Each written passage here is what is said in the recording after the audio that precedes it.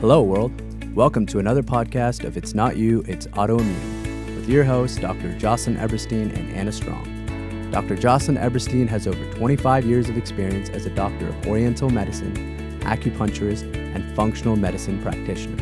And Anna Strong, diagnosed with scleroderma in 2016, a comedian and producer, is the founder of the Strong and Golden Foundation. Together, they are stronger and wiser. You got this, America, where good health is just a podcast away.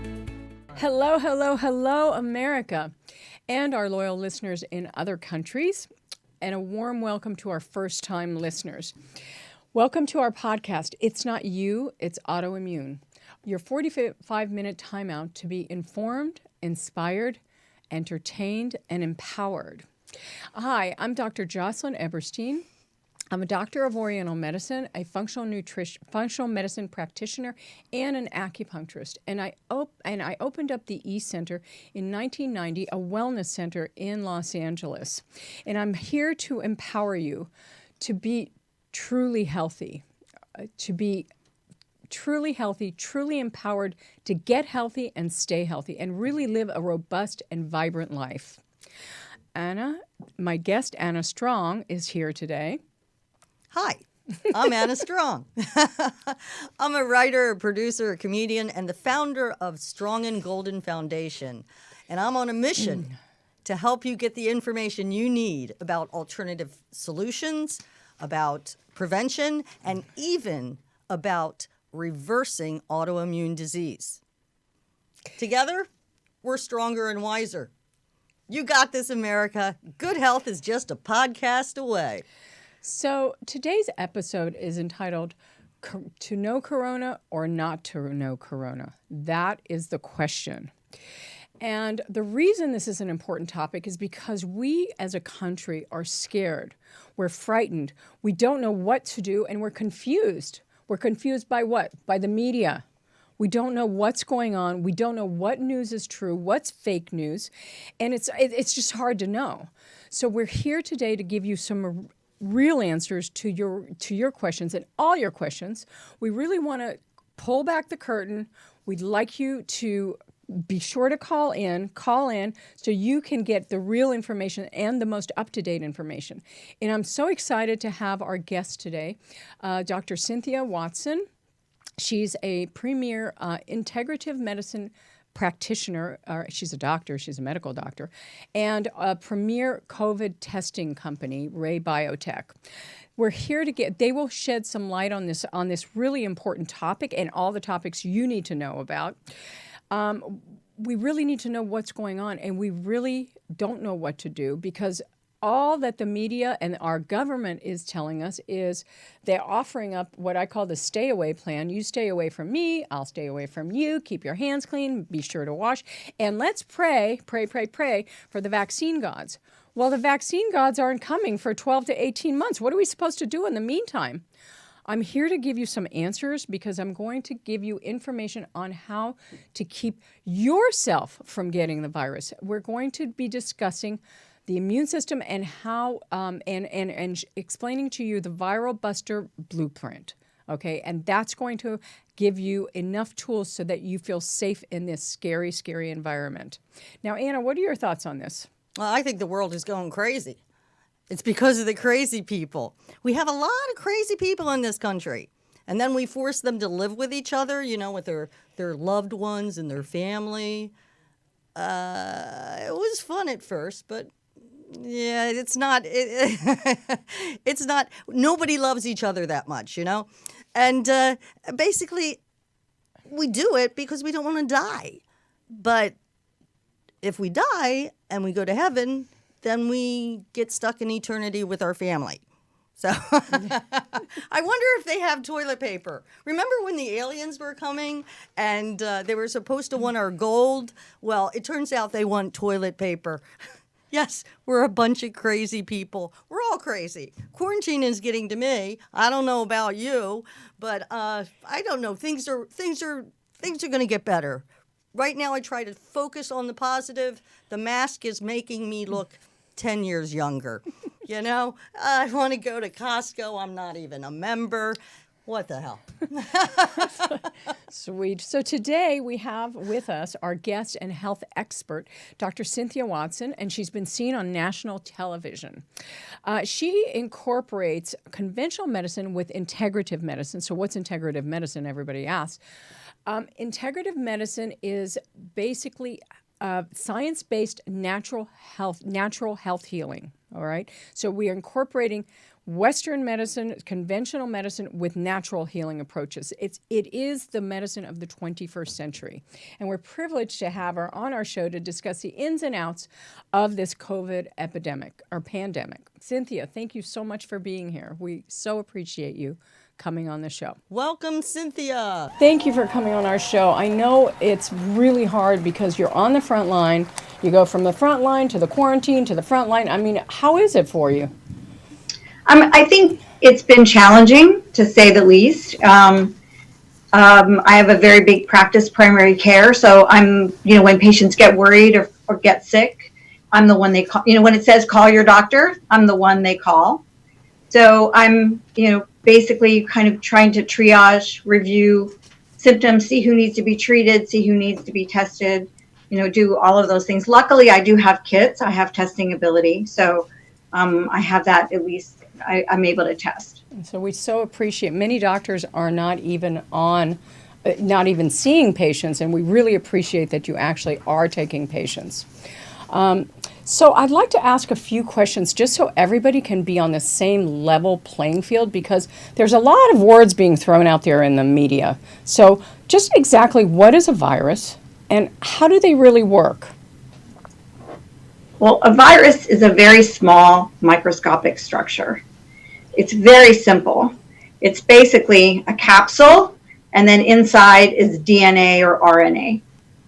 So, and it really doesn't live outside the body for very long. It's not really a live organism in that it really doesn't survive without a host, which is us. And we have many viruses that live in our body that don't bother us. But this particular virus, as we know, can be much more dangerous. In some people, it can be very mild and cause minimal symptoms and sometimes no symptoms. And in other patients, it can be virulent and very, very dangerous. So let me get this straight. So it's kind of like a carjacking. Like the cell is carjacked by the virus, and then it tells the driver, hey, I'm going to take over, and you're going to do what I want. And then it does this for a while, until so many viruses are produced that the cell explodes and eventually dies. And then all these baby viruses come out, and then they replicate. And then they do the same thing in other cells. Is that how it works? Right. So the virus has the recipe inside it to make itself, basically. And once it gets into the receptor of the cell, so this virus enters through a receptor called ACE receptor. And that once it gets into the cell, it takes over the manufacturing production of the cell. It takes over and it causes the cell to make like its own DNA, RNA. In this case, it's an RNA virus. So yes, what happens is the cell is taken over by the virus, and the virus starts to put together all the different particles that it needs, its own RNA, the enzymes, and then the capsule around it. And then it releases the virus into the bloodstream, and it goes on and infects other cells. So what I hear everybody hoping and praying for is this vaccine, and the lead time's really far away. How do vaccines work? And they're supposed to make you immune to a virus, right? But then there's this second epidemic coming through that's supposed to happen in the fall. So say you're immune from a vaccine, you get immunity from a vaccine, and then there's immunity if you actually get the virus. So how does this all factor in? Like in the fall, is that vaccine going to work the same way if we had it today? Is that vaccine going to work the same way? Yeah, I hear even that some people are getting the virus and then getting it again, that they don't even develop immunity. Why is that? So we have a lot. I think we have more questions than answers at this point. There's a lot of questions. When you get an infection, when you get a virus like this, our immune system takes over. We make something called an antibody. We make something called IgM and IgG. It's the same thing we make when we get a strep infection, when we get hepatitis, even with HIV, with all these things. You make an antibody that is your body's own protection. So what happens when you get a vaccine is you get a portion of, they take a piece of the active virus, and it causes your immune system to make this antibody. So in people that have had the infection, they will make an antibody. This is the new line of testing that we're able to do now. There's two kinds of tests. There's this nasal swab, right, where you put a swab up into the nose, and you're actually detecting live viral particles. That's looking for a live active infection. Then the antibody test is a blood test. It can be either done with a blood spot or like a peripheral blood draw. And that test is measuring the presence of antibodies. Mm-hmm. I hate now, to we don't interrupt really you. know exactly what these antibodies mean at this point.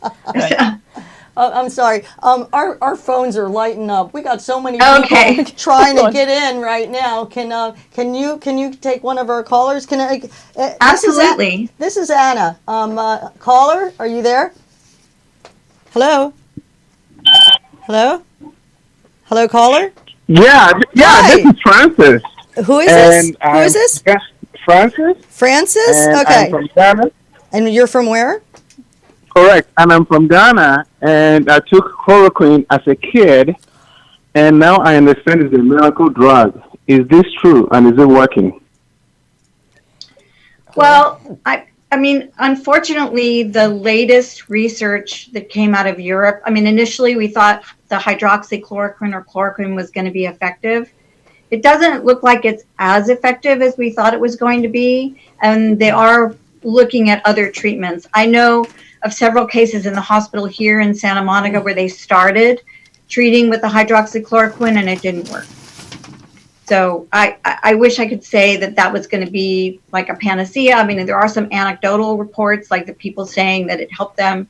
Maybe it may help in the milder cases, but in the real severe hospitalized patients, it doesn't seem to be as effective. So, Dr. Watson, isn't chloroquine made of zinc?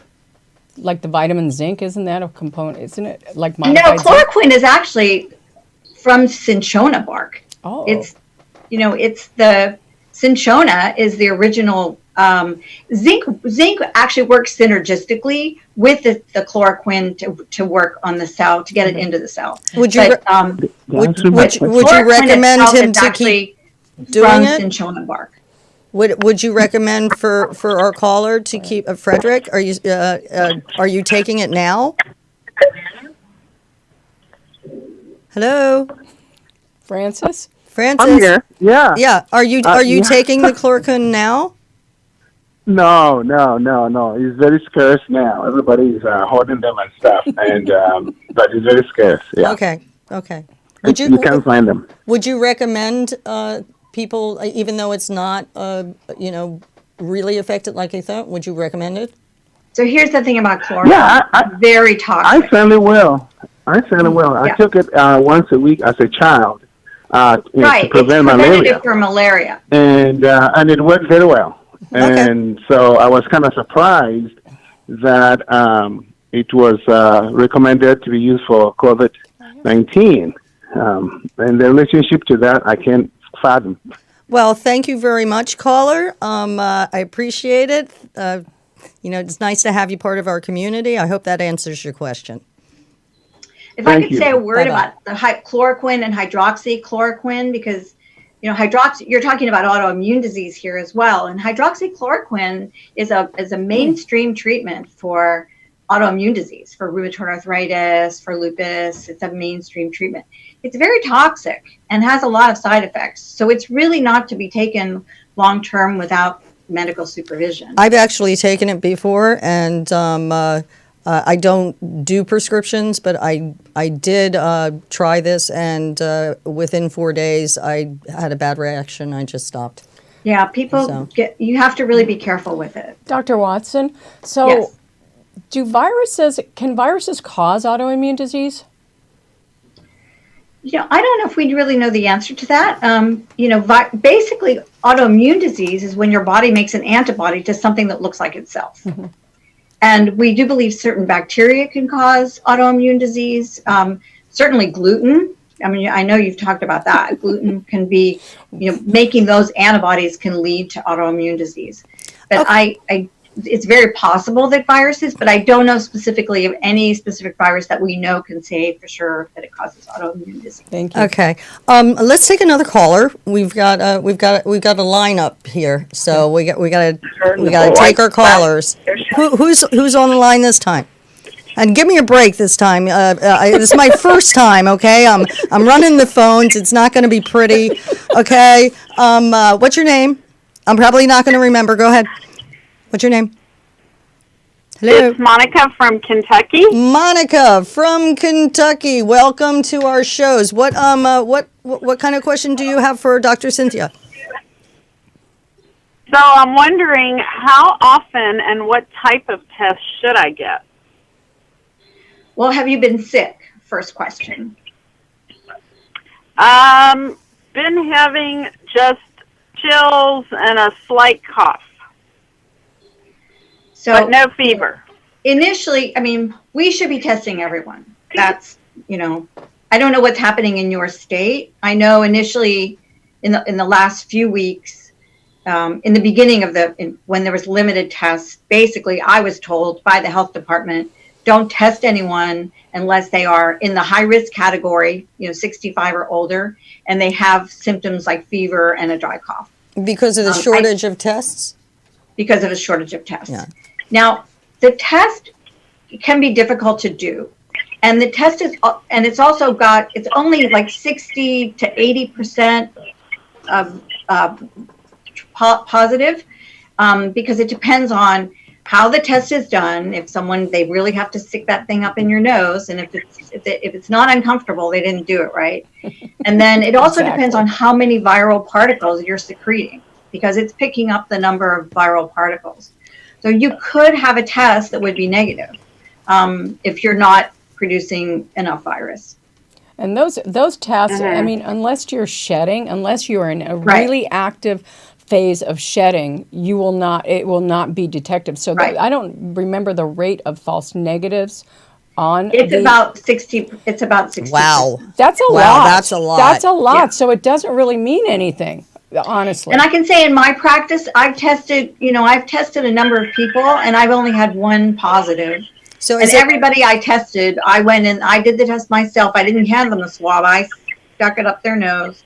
And I know I did the same technique on everyone, so I know if I had one positive, at least it would be valid. But everybody, they've tested negative. The other thing is we're not sure if this virus mutates.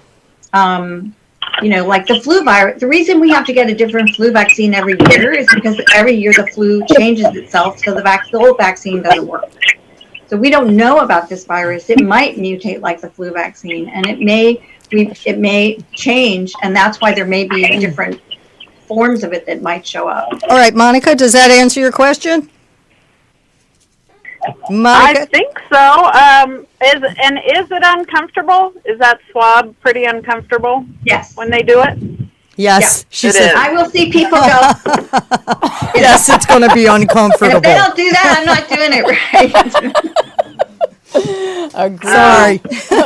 Thanks, Monica from Kentucky. Thank you. All right, bye-bye. So I have a question, Cynthia. So what is your opinion about this 14-day quarantine? Oh, you've tested positive for corona. We're just going to put you away for 14 days, and then you're free to go. Do you agree with that? Well, what they say is the virus has a peak. In the first 3 to 5 days, the peak number of shedding increases. And after 7 days, then the amount of shedding decreases. So that when you get to that 14-day point, you're not shedding virus. That's what they believe, is that you're not shedding virus anymore. So does that mean you're not contagious? I think if someone's positive, we should be testing them again at the end of that 14-day period. I mean, that would seem to be a rational thing to do. But we're not. We're not doing rational, no. Do you test yourself? Have I tested myself? I did the antibody test. I've not been sick, so I'm not. And I did the antibody test. I'm negative. So how often would you do the antibody test, given that you're in front of people all day long? Well, we have PPE. We are protected. I have, we have masks, we have gloves. I have everything. I have masks, gowns, gloves. Myself and my staff, we're extremely careful. We clean this place every hour. We clean everything. Everybody's washing tables, their hands and we also, if someone's over. really sick, we're no longer letting them come in. If someone's really like a high risk person, I'm meeting them actually in the garage and doing the test there. Wow. Because I have to protect my staff. Plus, we're only allowing one person in the office at a time. Excellent. What else did I? So I understand that they're opening up the country right now. What are your feelings about that? And I'm personally kind of scared. I think it's too early. I think we put this kind of time in where we've spent all this time with our family, and I mean, we're all sick of it.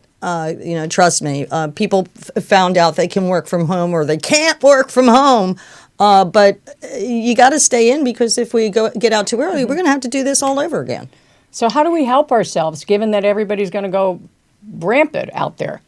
Well, I think it sounds kind of cliche, but wear a mask, wear gloves, and wash your hands. The hand washing thing is really pretty effective, because this virus actually breaks down with soap and water. That sounds like a no-brainer, right? And so the protocols that are recommended is, if you're out, when you come back into the house, the first thing you do is take off your gloves, wash your hands, don't touch anything.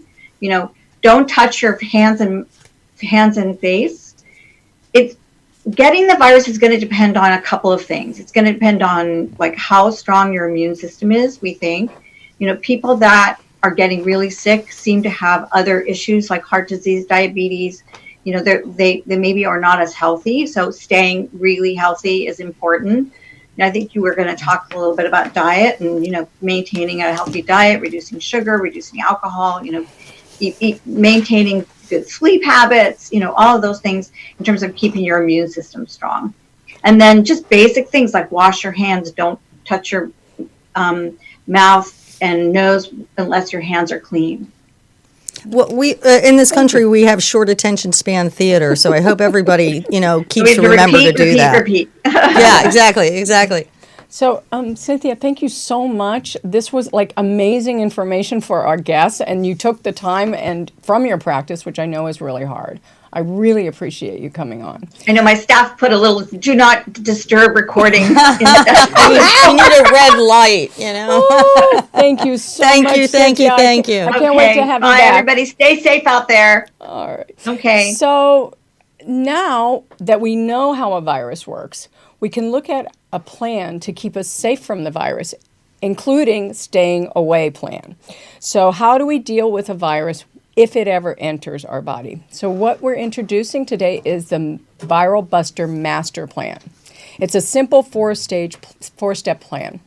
So basically block the virus from a hostile takeover of your body, right? So we can attack the virus directly, meaning I can take an antiviral herb, I can take an antiviral medication, or you build good fences, meaning we build up good barrier systems in our bodies, okay, in your tissue. So say somebody sneezes or coughs on you and the particles get into your nose, they get into your throat, they get into your lungs.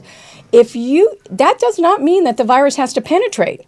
So if you keep your barriers up, that's not going to happen. So block the virus. Step 2, we're going to stop the virus from making babies in our body. Say the virus gets in. All right.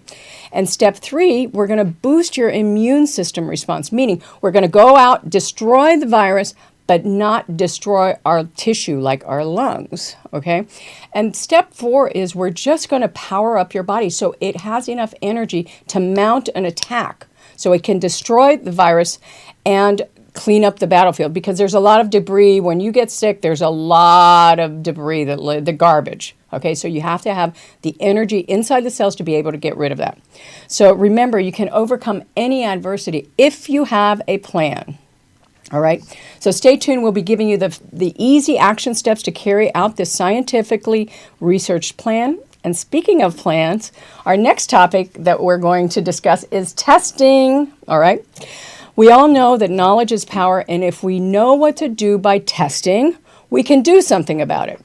Introducing our guest is Dr. Valerie Jones from RayBiotech, a science technology company. They are a world premier developer of innovative lab testing. And since day one, their game is antibodies. Okay, so they know what they're doing. They're high sensitivity tests. And recently they've come out with the test for COVID, the rapid test, and that's the one I use in my office. So Valerie has a PhD in biochemistry, which means she is a rocket scientist. So she's really smart, and she's here to clarify some really confusing information that you hear in the media. Thank you, Valerie, for taking time out from your day from Atlanta, Georgia, right?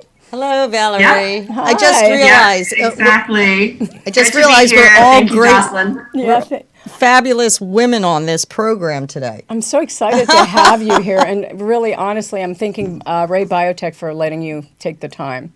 So I have some basic questions, again, because in the media and people are hearing all these terms they're hearing. Number one, what are the different kinds of tests that are available, and exactly what is an antibody? Could you kind of explain that? Cynthia touched on it for a little bit, but can you explain that for us? Yeah, no problem. So for the COVID virus, there's a couple of different types of tests that are available.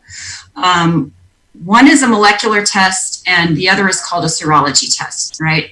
So the molecular test is going to be the type of test that actually detects the virus particle in your body at that moment. Whereas the serology test is actually, serology comes from the word serum. So you're actually detecting your body's response to the virus in your blood serum. Okay, so specifically, you're looking for antibodies to the virus.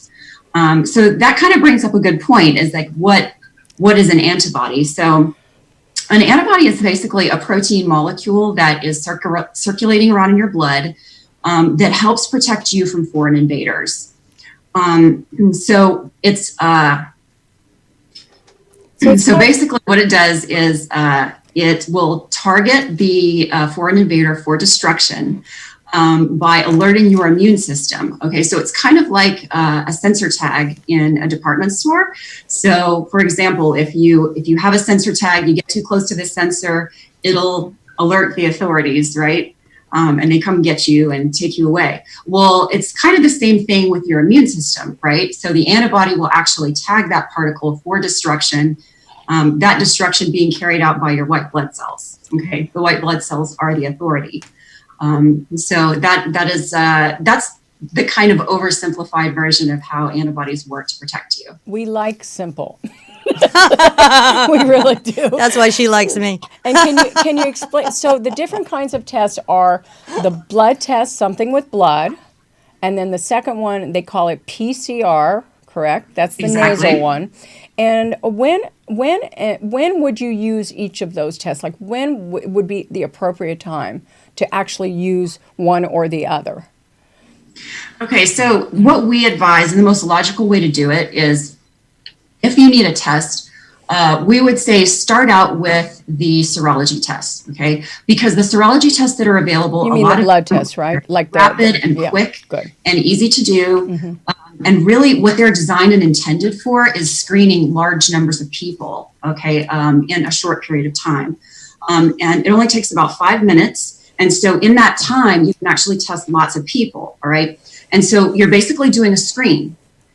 And what you want to do then is, based on the results of that screen, you're going to take all of your positive people, and those people who test positive in the screen will then be candidates for the PCR test, i.e. the molecular test. So that's going to say, okay, that person has an antibody to the virus. Do they actually have the virus? In other words, could they have an active infection going on? You want to know that for sure. So the PCR test, because it's a little bit more complex, it takes longer.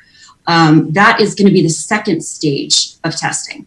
So we recommend starting with the serology test, go to the PCR test next. And then if you're actually symptomatic, and you're positive for PCR, then you may need a clinical workup. So you will need a doctor's full clinical evaluation, maybe chest x-ray and some other different parameters like that. And then you will, all of that data put together, then you'll have a much better idea, are you really infected or not? All right. Excellent. That's so much information. That's That's so a good. lot. We have a caller right now. So would you like to take a call? Sure, no All problem. right. There you go. Who's on the line here? Hello. Hi, my name is Hi. Hi. Hi, my name is Freddie. I'm calling from Oklahoma. I'm just wondering, Hi, regarding Freddie. to testing, how important is it for younger people to get tested? Like, I live with my parents, or I visit my parents every weekend, and I also work. I'm considered an essential worker. How important is it to get regular tested for younger people? If you don't show symptoms, like suppose you could be like asymptomatic. Right.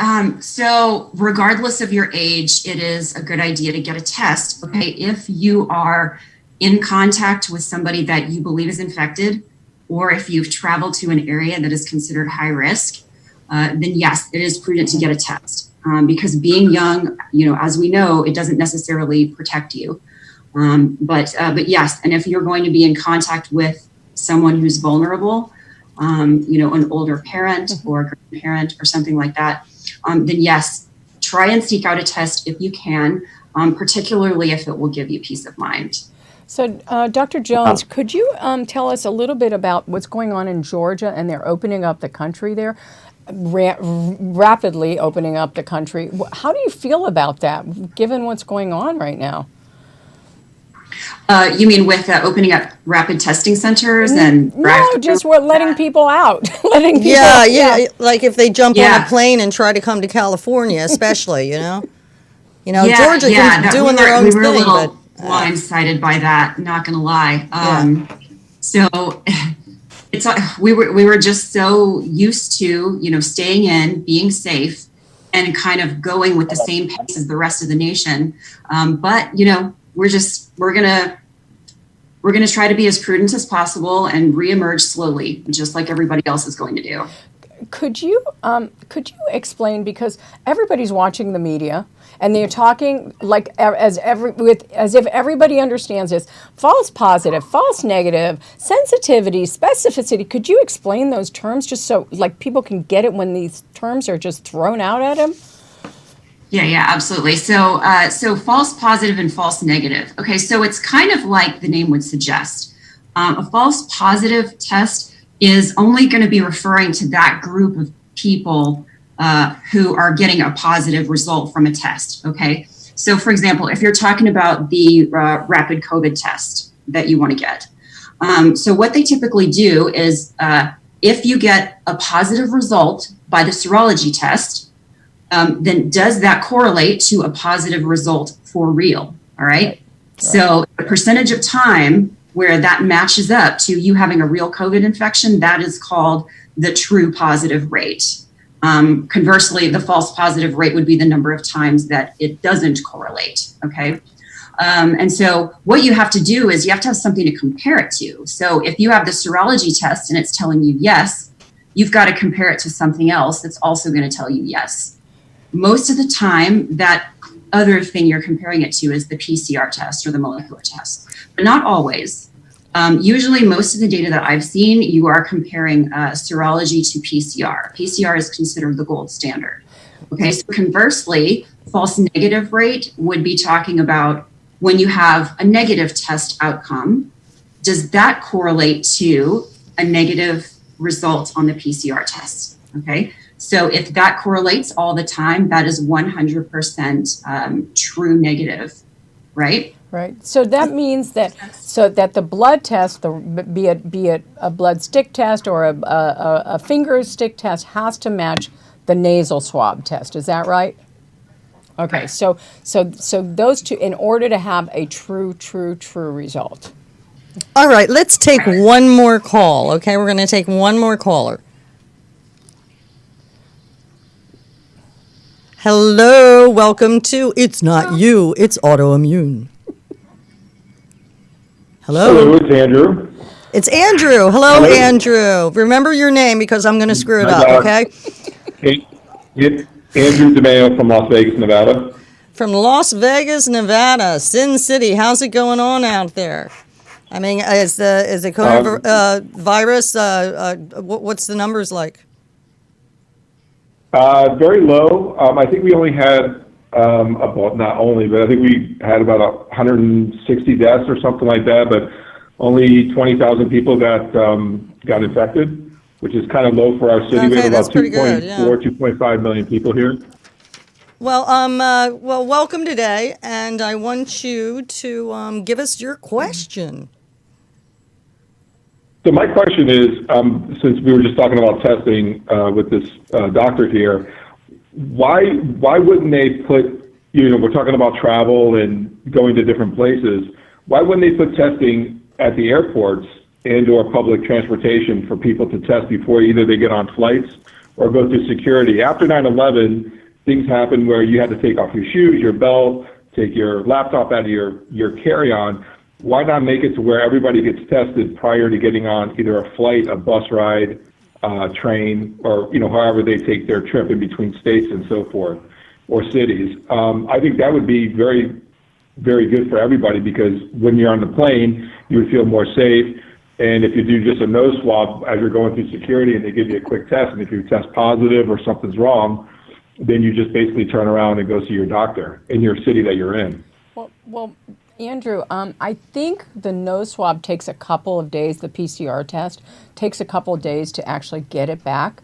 So the only thing that would be available was RayBiotech's rapid finger stick test. And that would be really, their percent of false positives and false negatives are quite good and I would feel safe getting on an airplane if I knew that everybody was tested. And so I think that's a good marketing strategy, Dr. Jones, for RayBiotech.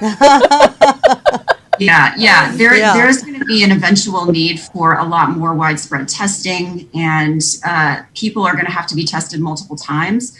Now, whether or not it's going to be happening in airports, that would make your security time take a little bit longer.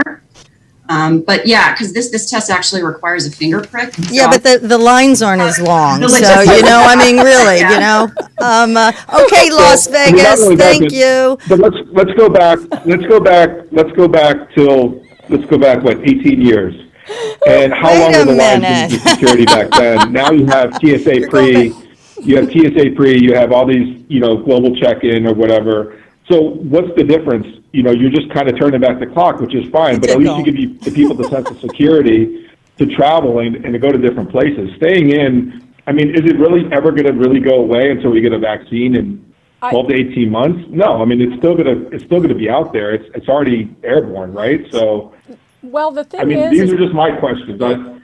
I live in a city where there's a lot of people where we depend on tourism. So these are the things that the people that I'm around think of, because they have to go to work down at the casinos and so forth. So that's my question. So Andrew, we know some about the virus, but we don't know a lot about the virus, and the virus as it is now is going to change. Really, what we do know about is your physiology. We know that. That's hard science. We know how your body deals with foreign invaders.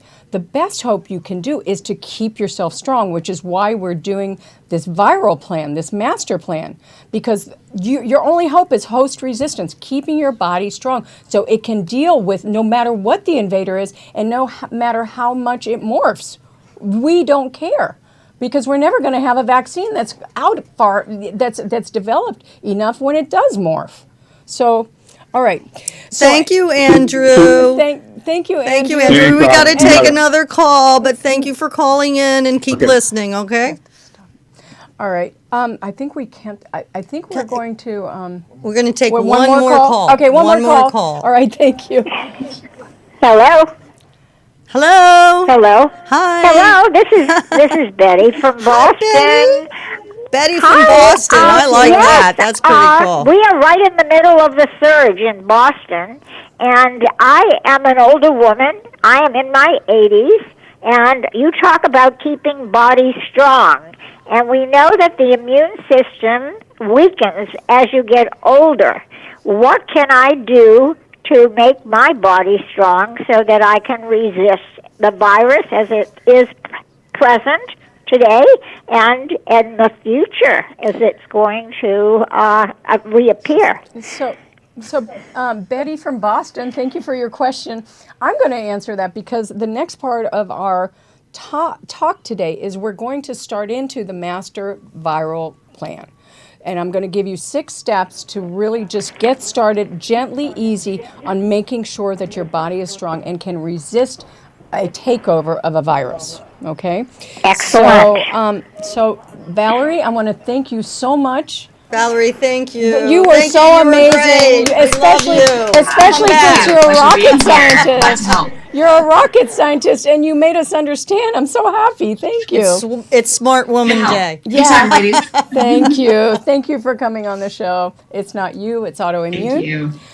So now that we know how a virus works, and now we know who's at risk by testing, here's the 6 easy things anybody can do at home. So first is easy. Take a multivitamin, not from your local drugstore. Get a professional one, okay? What you want to think of is total body health. Have everything available so your body can attack a virus. Secondly, okay, eat more protein. Get adequate protein. Why? Because you're going to build good fences. You're going to keep the barrier systems in your nose, in your mouth, in your lungs. You're going to keep them strong so the virus can't penetrate even if it gets on you, all right? Third thing, avoid, and you're going to hate me for this, but avoid high carbohydrate foods. Everybody hates me for this one. Avoid those and sugar, including too much fruit and fruit juices, because I want you to think this. When you eat the sugar, think about your immune system getting paralyzed for the next 4 to 5 hours in this COVID epidemic. Wrong, wrong, wrong. So really back down on the sugar. Take your vitamin D. That's a no-brainer. Everybody knows you get flus in the middle of winter. There's no sunlight, no vitamin D. Okay. So I take a lot of vitamin D along with calcium. That's excellent. Good. And then take zinc, but only take it if you're taking a multivitamin because it can suppress your immune system if you don't have enough of the copper. So with zinc, what about Zicam, which is a well-known? Yes. It does not have enough zinc. That is a homeopathic form of zinc. We want actual zinc in your body because what zinc does is it stops the inflammation and reduces the viral replication. So you really need real zinc, okay, to build those barriers. So real zinc, and what kind of milligram? What kind of? Generally, we recommend generally 30 to 60 milligrams is a general recommendation. Make sure you have that multivitamin on board because you need the copper. Otherwise, you're going to suppress the immune system. So that's important.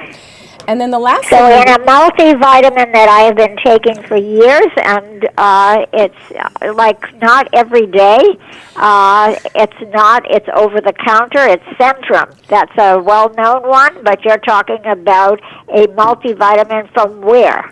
From something that's a higher, more professional grade. So you can go to some of your better health food stores. They may have them. Some pharmacies, a lot of pharmacies are carrying really professional medical level vitamins and supplements. Now, Betty, okay, do you have a functional medicine person in your area? Do you know of? Because that's what Jocelyne is. I have never gone to a functional medicine doctor, but I hear that they have very good things to offer. That's what I would recommend. That's what Jocelyne is, and or integrative medicine, right? You say it different than I do. Yes, I do. But can I go to step 6 now? Step 6, after zinc, we need vitamin A. Why? Because vitamin A is specifically to build the barriers in your lungs, okay? Prevents the virus from getting into your lungs. So vitamin A is critical. Great. Critical. So what I want everybody to do for the next couple of weeks is I want you to and I'm going to post this list on the web page, which is It's Not You Autoimmune. It's Not You .com. Okay, not you, autoimmune. I got it. I'm going to post this up on the .com. Yeah. I'll be looking for that. I'll be looking for your list. And you can email us there too, Betty. Yeah. So pick the 3 easiest things that are on the list. Great. Do them for the next 2 weeks, and then I want you to stay tuned for the next episode of Dazed and Confused. Tell me what the heck to eat. And I want to take a deeper dive into the Viral Buster food plan.